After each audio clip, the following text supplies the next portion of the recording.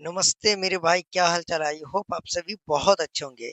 आज हमारा Bihar board matric परीक्षा 2026 श्रम विभाजन और जाति प्रथा का ऑब्जेक्टिव क्वेश्चंस का पार्ट 2 होने वाला है। मेरे भाई, मैं आप सभी को बोला हूँ कि आप सभी को मैं पहले चैप्टर वाइज सारे सब्जेक्ट का वो करा दूंगा। फिजिक्स, केमिस्ट्री, बायोलॉजी और सोशल साइंस के जितने भी चैप्टर्स है, हिंदी, संस्कृत, सब कुछ मैं करा दूंगा। मैथ्स, और उसके बाद चैप्टर वाइज कराने के बाद मैं आप सभी को मिक्स क्वेश्चंस करवा दूंगा। क्या मेरे भाई?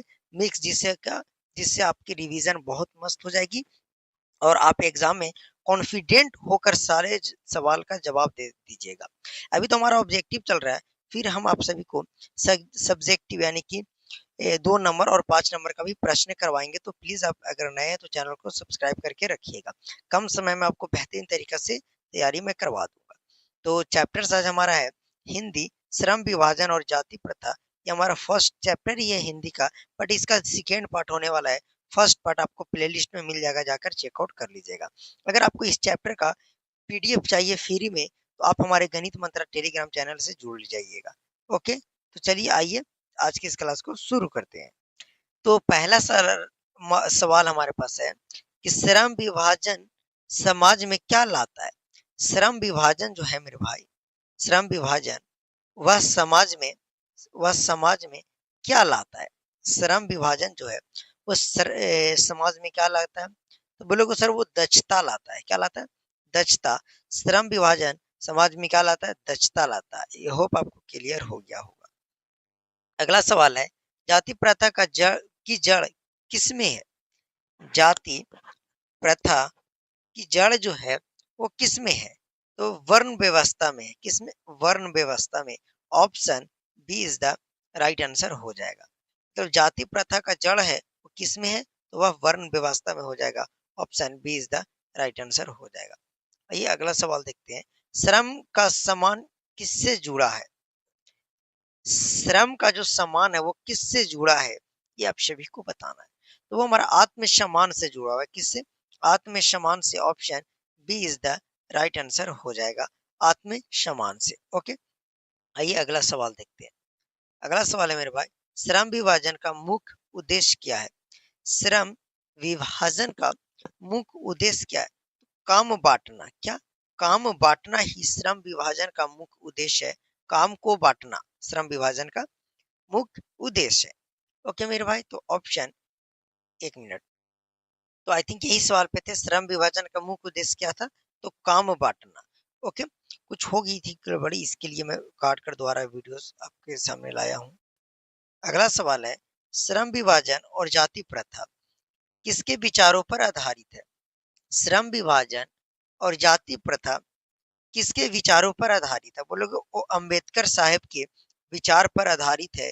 डॉक्टर भीमराव अंबेडकर के विचारों पर आधारित है श्रम विभाजन और जाति प्रथा। ओके मेरे भाई, ओके। आइए अगला सवाल देखते हैं। अगला सवाल कि जाति प्रथा ने समाज को क्या बना दिया? जाति प्रथा ने समाज को क्या बना दिया? ये आप सभी को बताना है। वो लोग वो विभाजित कर दिया, मतलब समाज को क्या बना दिया? तो एक तरह से विभाजित कर दिया। क्या मेरे भाई? विभाजित। वो लोग कैसे? तो देखिए, जो भी कहते हैं ना कि तुम उस जात को हो, जात का है, तुम उस जात का है। तो देखिए, जात बहुत सारे, तो जात में क्या, ये तो बांट दिया ना सब अलग अलग जात में, तो ये विभाजित कर देता है। ये तो कॉमन सेंस वाली प्रश्न थी, आप खुद लगा सकते थे। श्रम का अपमान करने से क्या होता है? श्रम श्रम का अपमान करने से क्या होता है? तो विछड़ापन होता है। क्या हो जाता है मेरे भाई? जैसे श्रम का हम अपमान करेंगे तो विछड़ापन ही हो जाएगा ना। हम श्रम का पालन नहीं करें तो हम बिछड़ते हुए जाएंगे ना। हाँ बिल्कुल।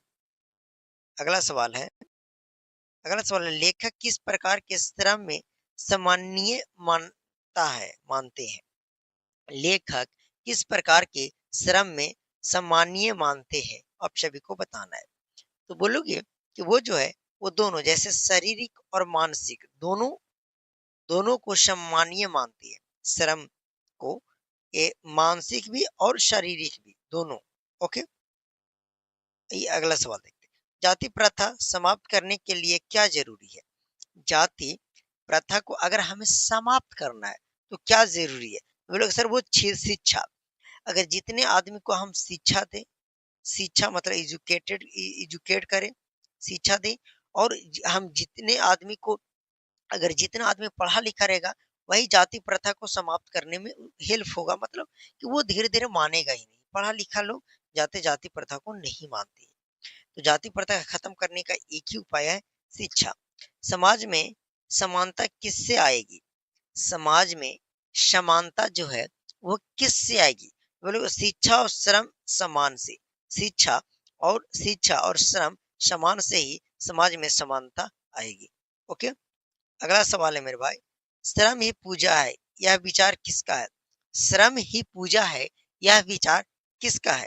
तो वह गांधी जी का है। किसका? गांधी जी का है कि श्रम ही पूजा है। ये विचार गांधी जी का था। आइए अगला सवाल, जाति प्रथा किस सिद्धांत के विपरीत है? जाति प्रथा जो है वह किस सिद्धांत के विपरीत है? जाति प्रथा किस सिद्धांत के विपरीत है? तो वह समानता के विपरीत है। किसके मेरे भाई? तो बोलोगे कि वह समानता के विपरीत है। आई होप आपको समझ में आ रहा होगा सारे प्रश्न। अगला सवाल है, श्रम विभाजन का दुरुपयोग कब होता है? श्रम विभाजन का दुरुपयोग, दुरुपयोग मतलब कि इसका अच्छे तरीका से उपयोग कब नहीं होता है, या दुरुपयोग कहने का मतलब कि अच्छा से प्रयोग नहीं होना, तो वो कब होता है, ये आप सभी को बताना। जहां वह जाति पर आधारित हो, जब वह जाति पर आधारित हो। देखिए, श्रम विभाजन का दुरुपयोग कब होता है? तो जब वह जाति पर अगर कोई बात आधारित हो जाए, जाति पर अगर वो बात आ जाए, तो वहां पे श्रम विभाजन का दुरुपयोग हो रहा है। ओके। अगला सवाल है मेरे भाई कि लेखक ने समाज में सबसे बड़ा दोष क्या बताया? लेखक ने समाज में सबसे बड़ा दोष, लेखक ने समाज में सबसे बड़ा दोष क्या बताया? जातिवाद, सहयोग, श्रम या फिर विकास को बताया? बोलोगे वो जो बताया वो जातिवाद को बताया। किसको मेरे भाई? तो जातिवाद को। Option A is the right answer हो जाएगा। आइए अगला सवाल देखते हैं, श्रम करने वाले कभी नीचा नहीं, इसका अर्थ क्या है? श्रम श्रम करने वाले कभी नीचा नहीं, इसका अर्थ क्या है? ये आप सभी को बताना है। तो श्रम करने वाला महान है। श्रम करने वाला जो है वह व्यक्ति महान है। इसका अर्थ यही हुआ कि श्रम करने वाला कभी नीचा नहीं। इसका मतलब श्रम करने वाला जो है वो महान है। कैसा है? महान है। ओके मेरे भाई, ओके। ये अगला सवाल देखते हैं। अगला है, जाति प्रथा ने किसका हनन किया? जाति प्रथा ने किसका हनन किया? श्रम का, समानता का, न्याय का या फिर सबका? आप सभी को बताना है।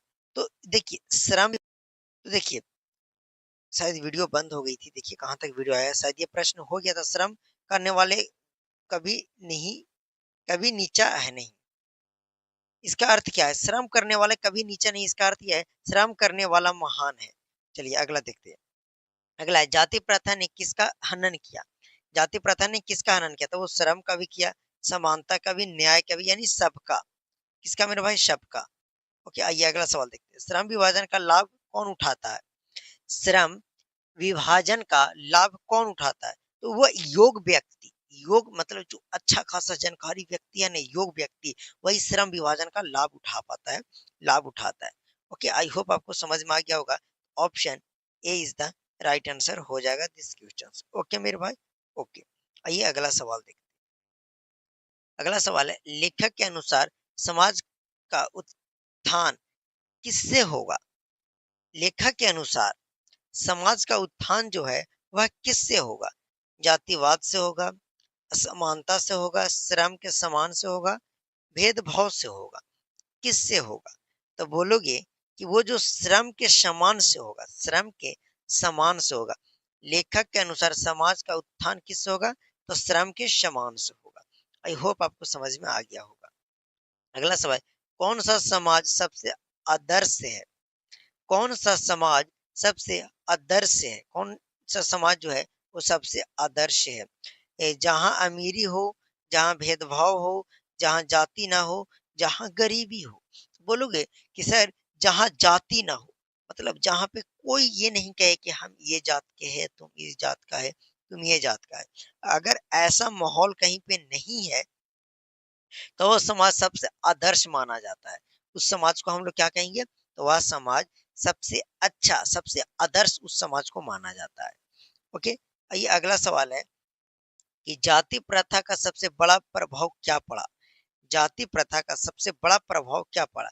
एकता बढ़ी, मेहनत का मेहनत का सम्मान हुआ, समाज बट गया या फिर शिक्षा फैली?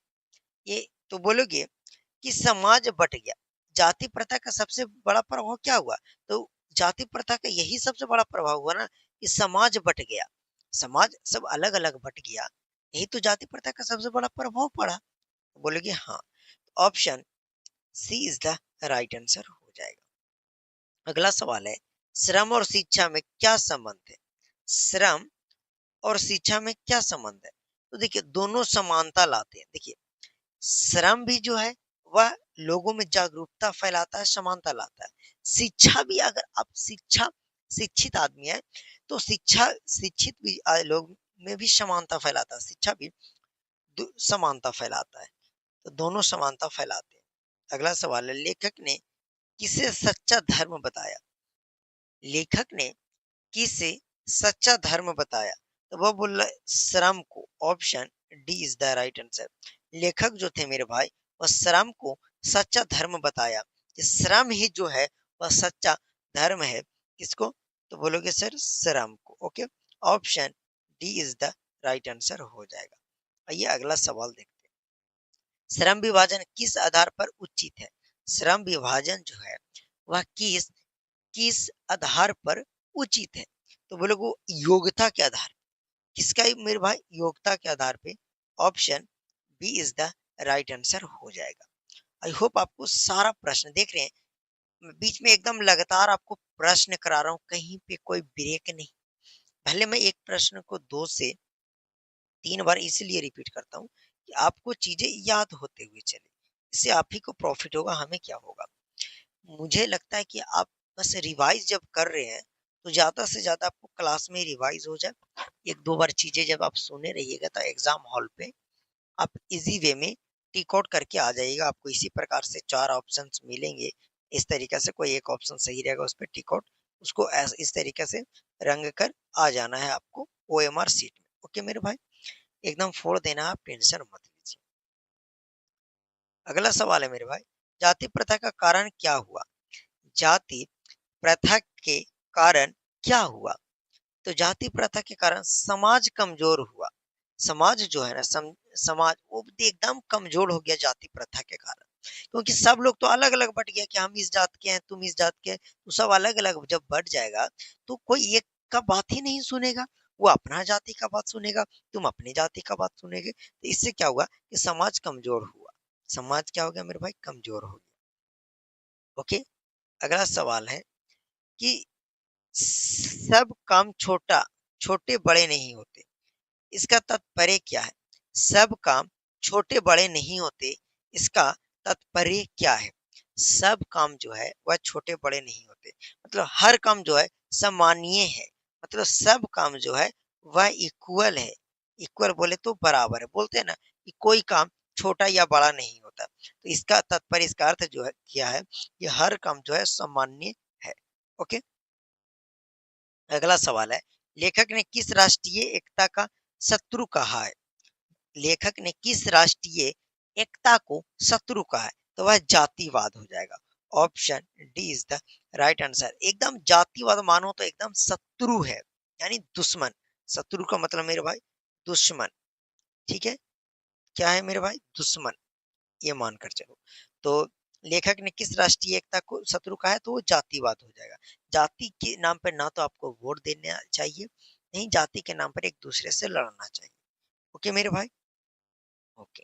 पढ़ा लिखा, हालांकि जो शिक्षित व्यक्ति है वो ऐसा कभी नहीं करेगा। श्रम विभाजन की बुराई कब आती है? श्रम विभाजन का जो है वो बुराई कब आती है, ये आप सभी को बताना है। तो जब ऊंचा नीचा की भावना हो, जब ऊंचा नीचा की भावना हो तो श्रम विभाजन की बुराई आने लगती है, बुराई आती है।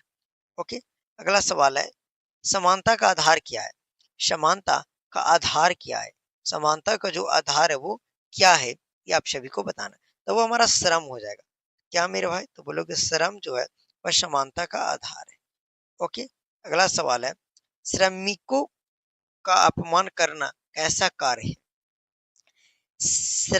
श्रमिकों का अपमान करना कैसा कार्य है, ये आप सभी को बताना है।